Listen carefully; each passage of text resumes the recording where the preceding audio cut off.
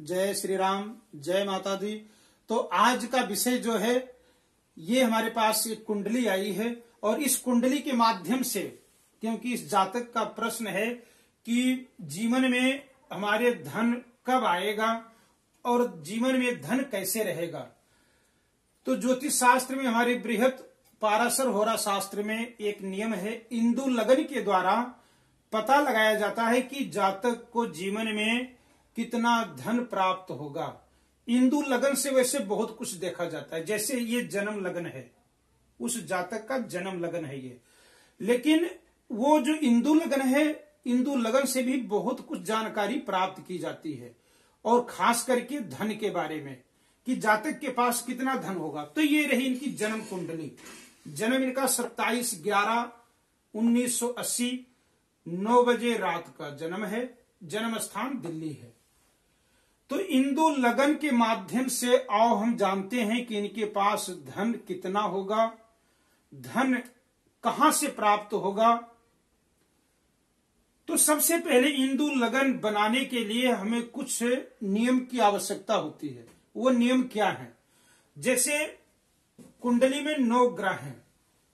अब 9 ग्रह में से इंदु लगन का जब गणना किया जाता है तो उसमें राहु और केतु को छोड़ दिया जाता है, क्योंकि राहु और केतु दोनों छाया ग्रह हैं।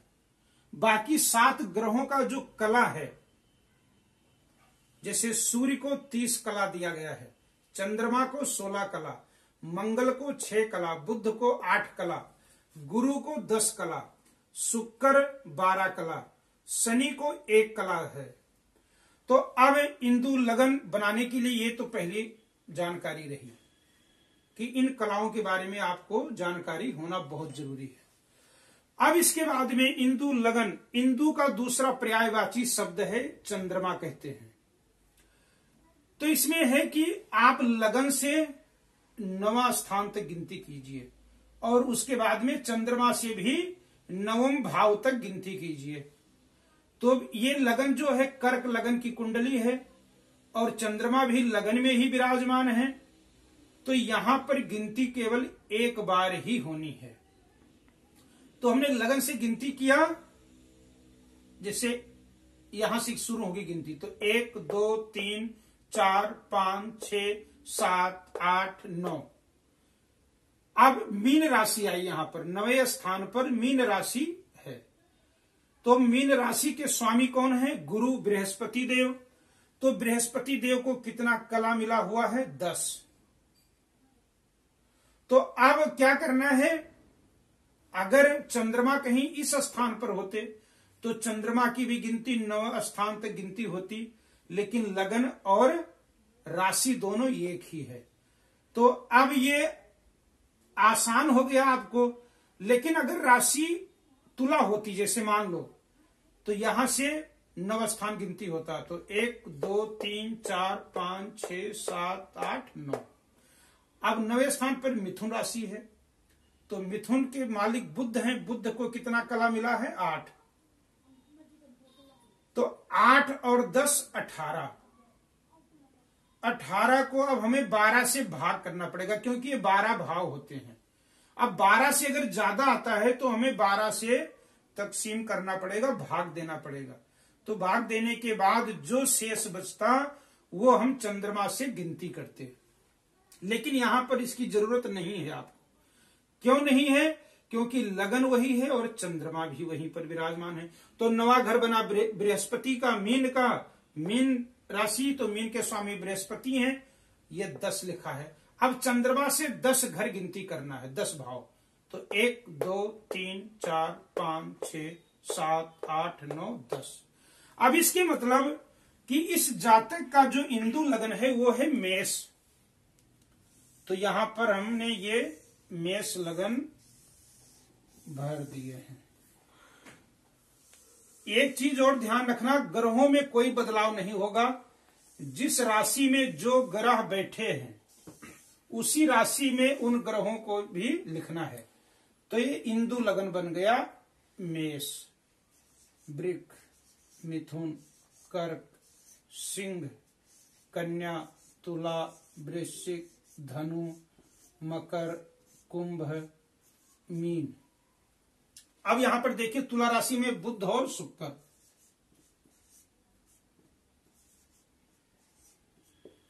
उसके बाद में धनु राशि में मंगल बैठे हैं और मकर राशि में केतु। वैसे राहु और केतु की गणना इंदु लगन में नहीं होता है। कन्या राशि में बृहस्पति और शनि, बृहस्पति और शनि। वृश्चिक राशि में सूर्य। तो ये सारे ग्रह हो गए। अब इसके बाद में हमें पता करना है अब इंदु लगन का फलादेश कैसे करना है। ये हो गया इंदु लगन।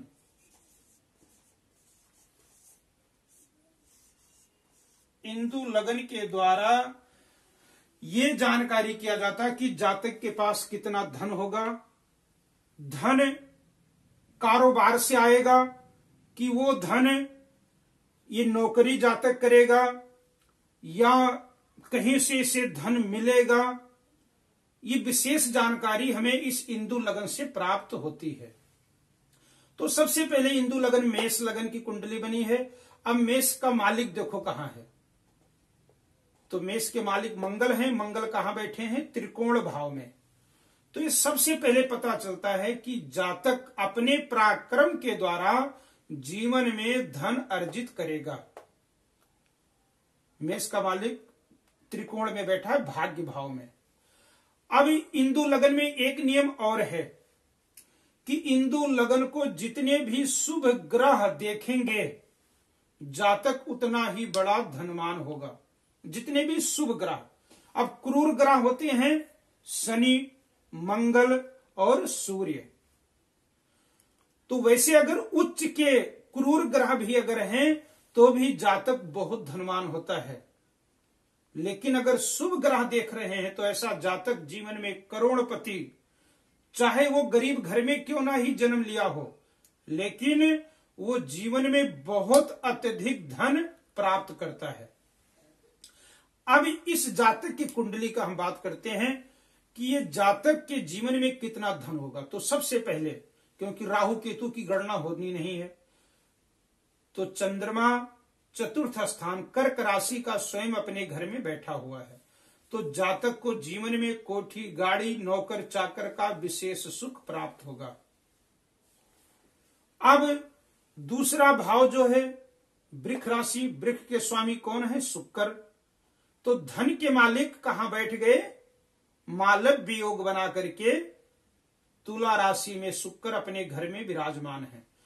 अब धन के मालिक अपने घर में विराजमान है और यहीं से सातवीं दृष्टि से ये लगन को देख रहे हैं, इंदु लगन को। तो इसके अब इस यहां भी पता चलता है कि जातक बहुत धनवान होगा। सातवीं दृष्टि शुक्र की पड़ रही है और सातवीं दृष्टि बुध की पड़ रही है। लेकिन आपको सावधान करना चाहते हैं कि जब आपके जन्म कुंडली में बुध की दशा, महादशा, अंतरदशा जब चलेगी तो फिर आपका जो धन है वो नुकसान होने का डर बना रहेगा। क्योंकि बुध, इंदु लग्न में नियम है कि जब तीसरे, छवें, अष्टम और द्वादश स्थान के इन ग्रहों का जब दशा चलेगा आपके जीवन में, तो फिर उसमें धन खर्च होगा और खर्च क्या, अत्यधिक खर्च होगा। लेकिन जब आपके जन्म कुंडली में मंगल की महादशा आएगी तो ऐसा योग बनेगा धन आने का। शुक्र की महादशा आपके लिए बहुत लक्की साबित होगी। उसके बाद में शनि की भी महादशा आपके लिए आधा शुभ और आधा अशुभ रहेगा। तो इस प्रकार से इससे पता चलता है कि इस जातक के जीवन में धन की कमी नहीं आएगी कभी भी। और ऐसा जातक अगर निम्न कुल में भी जन्म लिया है तो भी वो अपना नाम रोशन करेगा और यहां तक अपने परिवार का नाम रोशन करेगा, क्योंकि यहां पर 3 योग विराजमान हैं। पहला योग है चंद्रमा अपने घर का स्वयं बैठा हुआ है चौथे घर में, धन का मालिक सप्तम में, और सप्तम से ये सातवीं दृष्टि से इंदु लगन को देख रहा है। तो ये बृहत पाराशर होरा शास्त्र के अनुसार इंदु लगन बनाने का नियम, किस प्रकार से इंदु लगन बनाया जाता है, और उसके बाद में इंदु लगन के बना के और फिर भविष्यवाणी करना कि जातक कितना धनवान होगा। अब आपकी अगर कुंडली में सूर्य की जब दशा चलेगी तो आपका धन खर्च होगा, लेकिन अच्छे कामों में होगा, क्योंकि सूर्य देव चतुर्थ स्थान में बैठे हैं पंचम से चौथे घर में, 1 2 3 4, वृश्चिक राशि मित्र के घर में। तो आपका धन खर्च होगा क्योंकि सूर्य अष्टम में है, लेकिन वो धन अच्छे कामों में खर्च होगा।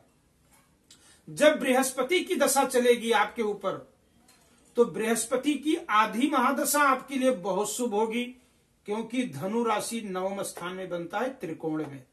लेकिन जब आधा दशा के बाद बृहस्पति की दूसरी आधा चलेगी तो फिर आपका धन दवाइयों के ऊपर लग सकता है, आपका धन कोर्ट कचहरी के ऊपर लग सकता है, आपको हॉस्पिटल का चक्कर लगाना पड़ सकता है।